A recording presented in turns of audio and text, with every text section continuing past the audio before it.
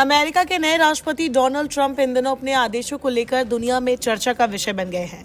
राष्ट्रपति का वो क्लिप सोशल मीडिया पर लगभग सभी ने देखा होगा, जहां वॉशिंगटन डीसी के सेंट जॉन चर्च में बिशप मैरियन एडगर बुडे ने ट्रंप से अपील करते हुए कहा था कि ईश्वर के नाम पर मैं आपसे हमारे देश के उन लोगों के लिए दया मांगती हूँ जो अब डरे हुए हैं। ईश्वर सिखाते हैं कि हमें अजनबियों के प्रति दयालु होना चाहिए, क्योंकि कभी हम भी इस देश में अजनबी थे। ट्रंप के शुरुआती फैसलों में अवैध अप्रवासियों को अमेरिका से खदेड़ना और अमेरिका में पैदा होने वाले हर बच्चे को अमेरिकी नागरिकता देने वाले कानून को पलटना शामिल है, जो विवादों में है। हर रोज खबरें आ रही हैं कि अमेरिका में अवैध अप्रवासियों को खदेड़ने की कार्रवाई तेजी से चल रही है। प्रेसिडेंट ट्रंप और उनके अरबपति दोस्त एलॉन मस्क के पूर्वज भी दूसरे देशों से अमेरिका आए थे। जी हाँ, ट्रंप के दादा जर्मनी से अमेरिका आकर बस गए थे। जर्मनी में ट्रंप के दादा एक नाई थे, लेकिन वहां मिलिट्री में काम करने की अनिवार्यता के चलते वो अमेरिका में आकर बस गए थे। अमेरिका का इतिहास जानने वाले ये समझते हैं कि अमेरिका में वास्तव में जो भी है वो माइग्रेटेड लोग ही है। माइग्रेशन का इतिहास अमेरिका के अस्तित्व से जुड़ा है। 1492 जब पहली बार स्पेनिश पोर्ट पालोस से इंडिया की खोज के लिए इटालियन एक्सप्लोरर क्रिस्टोफर कोलंबस निकले थे। बहामास के सैन साल्वाडोर आइलैंड पहुंचने के बाद वहां के कबीले वाले लोगों को देखकर उन्हें ही रेड इंडियंस समझ लिया। ये पूरा क्षेत्र फसल के लिए, खनिज के लिए और बाकी नेचुरल रिसोर्सेज के लिए महत्वपूर्ण था। इसके बाद अमेरिगो वेस्पुची आए और उन्होंने कहा ये इंडिया नहीं है, और उनके नाम पर ही बाद में ये अमेरिका बन गया। और फिर धीरे धीरे ब्रिटेन, फ्रांस, स्पेन सभी अमेरिका आने लगे। बीमारियां फैली, नरसंहार हुआ, अत्याचार हुआ और मूल निवासी या तो मारे गए या लुप्त हो गए। 1754 से 1763 तक अमेरिका में कब्जे के लिए फ्रांस और ब्रिटेन में जंग हुई। रेड इंडियंस ने फ्रांस को सपोर्ट किया, जबकि ब्रिटिशर्स को न्यू अमेरिकन्स ने। अंग्रेज जीत गए और मूल निवासियों की हालत और बदतर हो गई।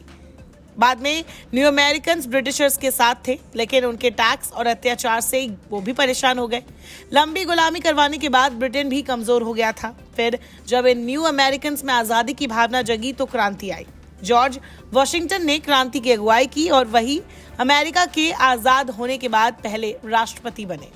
लेकिन अजीब बात है कि जॉर्ज वॉशिंगटन के पूर्वज भी इंग्लैंड से आकर अमेरिका में बसे थे। अमेरिका की आजादी के बाद दुनिया में क्रांति की चिंगारी जल उठी और फ्रेंच क्रांति भी शुरू हुई। उससे अमेरिका में काफी सारे लोग भागकर शरण लेने पहुंचे, फिर बाद में बस भी गए। आयरलैंड में आलू की बर्बाद खेती के चलते लोग अमेरिका आए। फिर फर्स्ट वर्ल्ड वॉर के पहले तक इटालियन, पुर्तगाली, स्पेनिश, यूनानी, यहूदी, रूसी और कई यूरोपीय लोग बड़ी तादाद में अमेरिका पहुंचे। रिपोर्ट्स के मुताबिक 1830 के दशक में बाहरियों की संख्या करीब 6 लाख थी, जो 1840 के दशक में बढ़कर 17 लाख हो गई। ऐसे कई किस्से हैं और ऐसे कई डेटा हैं जिससे साबित होता है कि कैसे अमेरिका हमेशा से बाहरियों को खुले मन से स्वीकार करता रहा है।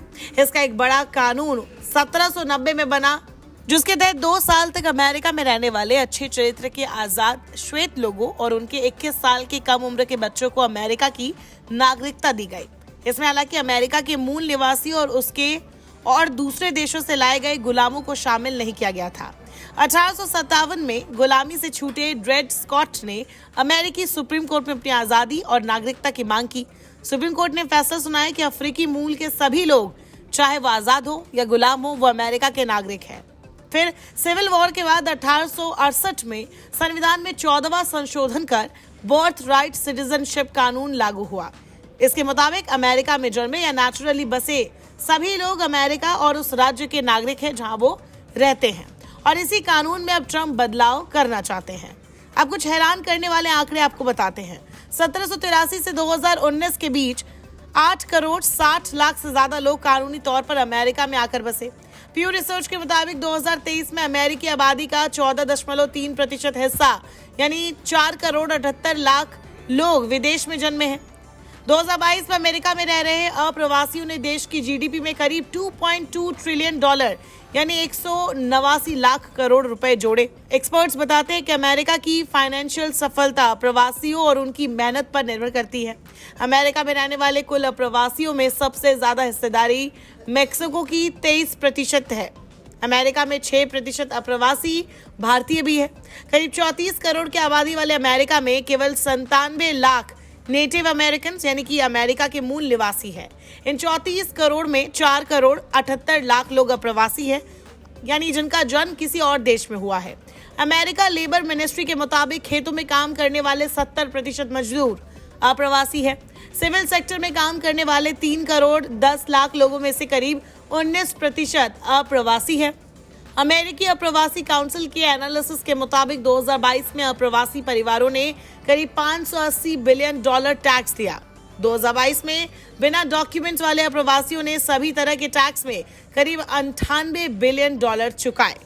ऐसे में कई एक्सपर्ट्स बताते हैं कि अगर मास डिपोर्टेशन ऑपरेशन चलाया जाता है तो अमेरिका में मंदी तक आ सकती है, क्योंकि बिना डॉक्यूमेंट्स वाले अप्रवासी यहाँ आम अमेरिकी और रईसों से कहीं ज्यादा टैक्स देते हैं।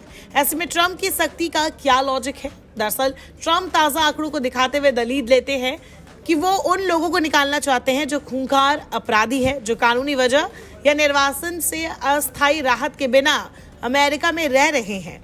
US immigration and custom enforcement के मुताबिक करीब 6,55,000 अप्रवासी अपराधी है, करीब 39,000 अप्रवासी हिरासत में है, जबकि 14 लाख लोगों के डिपोर्टेशन ऑर्डर जारी हो चुके हैं। वही 63 लाख लोगों को अमेरिका से निकाले जाने के केस पेंडिंग है।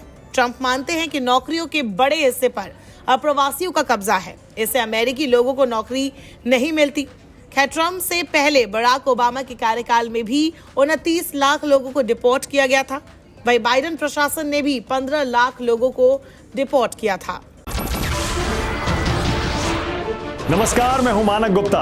अगर आपको हमारा ये वीडियो पसंद आया हो तो इसे लाइक और शेयर जरूर करें, और हाँ, हमें सब्सक्राइब और फॉलो करना ना भूलें ताकि आप देश और दुनिया की कोई खबर मिस ना करें। तो जुड़े रहिए हमारे साथ और देखते रहिए News 24।